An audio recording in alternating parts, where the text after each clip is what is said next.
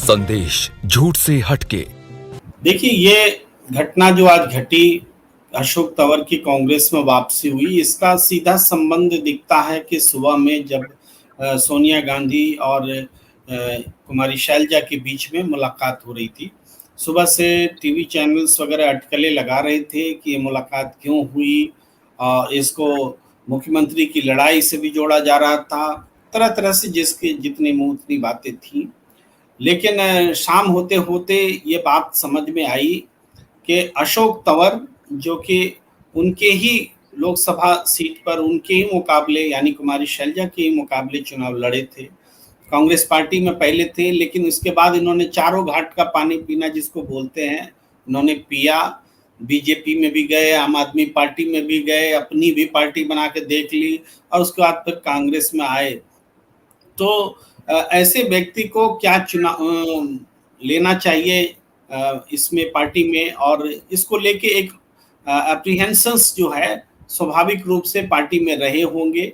और चाहे आपने देखा होगा जब वो शामिल हो रहे थे, अशोक तंवर अचानक से अपीयरेंस हुआ तो भूपेंद्र हुड्डा जी ने माला भी पहनाया, लेकिन ये एक औपचारिकता लगी, पर वो बात नहीं दिखी कि कोई गले मिल रहे हो, एक दूर से हाथ मिलाने वाली, प्रणाम करने वाली बात इस तरह से ही नजर आई। लेकिन इसका सिग्निफिकेंस क्या है कि अशोक तंवर को पार्टी में लाने का जो रोल है, भूमिका है, वो सीधे गांधी परिवार से का पिक एंड चूज है। वो भूपेंद्र हुड्डा और कुमारी शैलजा का पिक एंड चूज नहीं है, ये महत्व है। तो यानी रणनीतिक है अशोक तंवर का कांग्रेस में लाया जाना। इसमें पूरे दलित समुदाय को एक बड़ा मैसेज दिया गया है, क्योंकि आप जानते हैं पूरे चुनाव के दौरान यही मैसेज बीजेपी देने की कोशिश कर रही थी कि दलित को सम्मान नहीं देती है कांग्रेस पार्टी, इस्तेमाल करके छोड़ देती है। कुमारी शैलजा को लेकर के भी उनके आसपास ऐसी बातें हुई थी, जिसको कुमारी शैलजा ने ही खारिज किया था। लेकिन चुनाव से ठीक पहले कांग्रेस के का जो कैंपेन था, उसमें बल्कि वोटिंग की ये होने के बाद, पहले घोषणा होने के पहले, चुनाव की घोषणा होने से पहले भी, कि कांग्रेस ने कई सारे सम्मान सम्मेलन, संविधान बचाओ सम्मेलन हरियाणा में किए थे, और उसमें दलितों के से जुड़े जो संगठन है वो उसमें शामिल हुए थे। और आज दलितों के बीच में पकड़ रखने वाला अगर कोई तरीका है तो वो सामाजिक संगठनों के जरिए ही दलितों पर पकड़ रखी जाती है।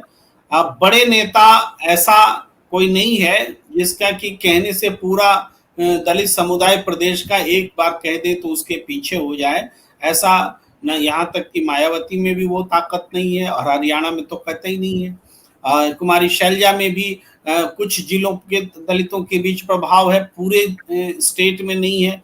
लेकिन हाँ, कुमारी शैलजा के साथ अगर कुछ गलत होता है, अगर मान लीजिए पार्टी कुछ ऐसा करती है जिससे कि भावना आहत होती है, तो इसका पूरे देश की प्रदेश की दलितों पर असर पड़ेगा। तो कांग्रेस पर ये इल्जाम आ रहे थे, उस इल्जाम को इन्होंने खारिज कर दिया अशोक तंवर को पार्टी में लाने के बाद। और इसका जो 2 दिन में मल्टीप्लिकेशन होगा दलित वोटर्स के बीच में, वो निर्णायक होगा। निर्णायक का मतलब, अभी हमारे दर्शक भी पूछ रहे थे कि 17 SC की सीटें हैं, उनमें से कांग्रेस कितनी जीतेगी। इसका उत्तर जानने से पहले आपको ये समझना पड़ेगा कि दलित के लिए सुरक्षित सीटों पर तो दलित ही उम्मीदवार होते हैं, और लेकिन उसकी उसकी उनकी जो जीत होती है, वो जीत की वजह गैर दलित होते हैं। गैर दलित जिताते हैं SC उम्मीदवार को, दलित चूंकि सारे उम्मीदवार दलित होते हैं। तो इसका मतलब घूम फिर करके बात वही आती है कि हरियाणा का क्या मकसद है, हरियाणा चाहता क्या है इस चुनाव में, उसका लक्ष्य क्या है। तो ये देखा है पूरे चुनाव में हरियाणा का लक्ष्य सत्ता को बाहर करना बीजेपी को, और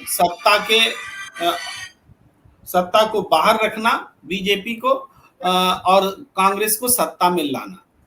ये साफ मकसद दिखता है। तो दलित सीटों पर भी इसी हिसाब से वोट पड़ेंगे और जो 17 सीटें हैं आप मान के चलिए कि 13-14 सीटें कांग्रेस जीत सकती है, ये स्थिति है। और ये हो जाता है तो निश्चित रूप से सत्ता के बहुत करीब आ जाती है। इसके अलावा दो छोटी छोटी बातें हम रखते हैं, वो ये कि बीजेपी के समांतर कांग्रेस ने जो चुनाव प्रचार किया उसमें आखिरी 4 दिन बिल्कुल निर्णायक रहे। इन 4 दिनों में भाई बहन ने जो कैंपेन किया उसने बीजेपी के गढ़ में जाकर के माहौल को बदला, चाहे जीटी रोड का हो, चाहे फिर अहिरवाल क्षेत्र हो, अहिरों का इलाका हो। इन जगहों पर जाके सफलता पूर्वक रैली करना एक बहुत बड़ी उपलब्धि कांग्रेस के लिए मानी जाएगी। मुद्दे राहुल गांधी ने सेट किए हैं, इसमें कोई भी अब इनकार नहीं कर सकता। रोजगार सबसे बड़ा मुद्दा बन गया, परिवार पहचान पत्र मुद्दा बन गया, आप जो स्थानीय मुद्दे, अग्निवीर को उन्होंने मुद्दा बना दिया। इसके अलावा लोगों के दिलों तक वो पहुंच करके अमीर और गरीब की बात भी समझाने में कामयाब रहे, इमोशनली भी बोला और हर तरीके से उन्होंने उत्तर दिया, जवाब दिया। तो इस तरीके से हम ये देखते हैं कि हरियाणा का चुनाव तो अब लगभग साफ है, इसमें कोई बेट लगा ले, कोई कुछ कर दे, कांग्रेस सत्ता में आ रही है, एकदम क्लियर कट है। और 50 से सीट किसी सूरत में नहीं आएगी कम, ये भी क्लियर है। 60 होगी, 70 होगी, बात यहां पर है।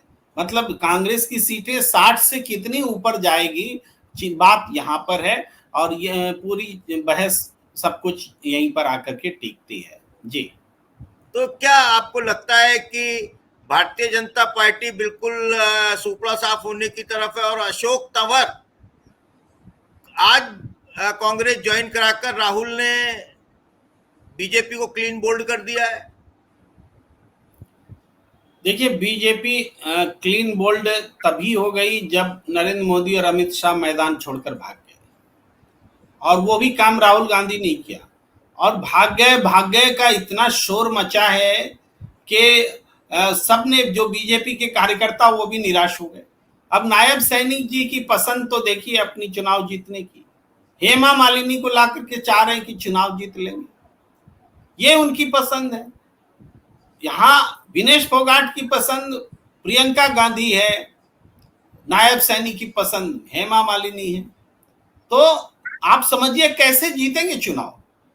अगर नायब सिंह सैनी नरेंद्र मोदी को बुला लेते, अमित शाह को बुला लेते, तो समझ में आता कि हाँ वो गंभीर हैं, लेकिन उनकी सीट उनके हाथ से निकल रही है, इस डर से अमित शाह और नरेंद्र मोदी भी जाना नहीं चाह रहे। आखिरी दिन आपका रोड शो कर रहे हैं, कोई नहीं है बड़ा नेता आपके साथ में। तो ये बताता है कि बीजेपी क्लीन बोल्ड पहले हो गई, वो उन्होंने मैदान ही छोड़ दिया। और बीजेपी के कार्यकर्ता हताश और निराश हैं, और जनता जो आप दिखा रहे हैं कि बीजेपी के गढ़ में ये जन सैलाब जो राहुल गांधी लेकर के निकल रहे हैं, इसने पूरा बल्कि उस जीत को अगर हम अभी पहले से बताएं तो लगेगा कि चमचागिरी कर रहा है ये आदमी, कि कांग्रेस के लिए इतना बोल रहा है। उस भीड़ को, उस उम्मीद को हम सही से अगर बताने लगे तो हमें कहा जाएगा कि हम उनके लिए बैटिंग कर रहे हैं कांग्रेस के लिए। इसलिए आप समझिए कि ये जो चुनाव नतीजे आएंगे ना, सबकी उम्मीदों को इससे परे एकदम एक तरफा चुनाव नतीजे आएंगे। कोई नहीं है टक्कर में वाला ये चुनाव है। जी।